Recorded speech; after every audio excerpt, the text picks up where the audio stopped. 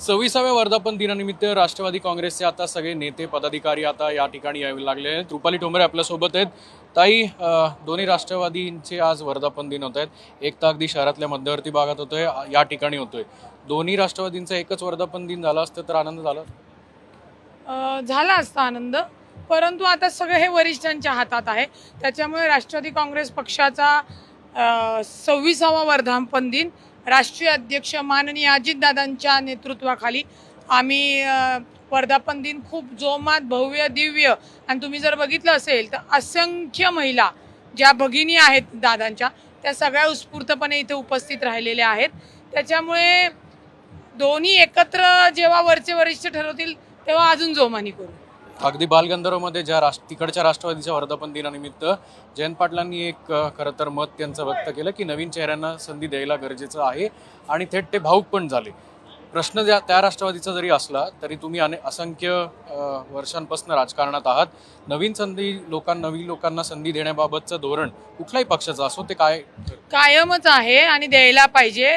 जेव्हा राष्ट्रवादी काँग्रेस पक्ष एकत्र होता तेव्हाच सांगत होते की माननीय अजितदादांना संधी देणं गरजेचं आहे, परंतु त्यावेळी त्या लोकांनी विरोध केला होता आणि आता सगळं चित्र तुमच्या समोर आहे। त्याच्यामुळे निश्चितच नवीन चेहऱ्यांना संधी देणं हे प्रत्येक पक्षाचं धोरण असतं आणि त्या धोरणाची अंमलबजावणी होणं गरजेचं असतं। हाके यांनी फेसबुकवर लिहिलंय की आजचा वर्धापन दिन जो आहे तो काळा दिवस आहे। हाके ओबीसीचा गैरफायदा घेत आहेत, पण मला त्यांना सांगायचंय की हाकेंना कोणतरी रसद पुरवतोय। कारण का हाके काय म्हणतायत की मी मागणी केली, अहो ओबीसी नेते होऊन गेलेत, मंत्री होऊन गेलेत। निश्चितच ओबीसी बंधू भगिनींच्या जर काही मागण्या असेल तर संविधानिक पद्धतीने चांगल्या भाषेत ते मागू शकतात, परंतु ते जाणीवपूर्वक माननीय अजितदादांवर चुकीचं वक्तव्य करतात, म्हणून त्यांना जशाच तसं उत्तर राष्ट्रवादी काँग्रेस पक्षाचे कार्यकर्ते म्हणजे अजितदादांचे मावळे देणारच। त्याच्यामुळे हाकेनी जिभेला आवर घालावा, जी काही मागणी ती संविधानिक पद्धतीने करावी, आणि ओबीसीचा काय हाकेनी ठेका घेतलेला नाही।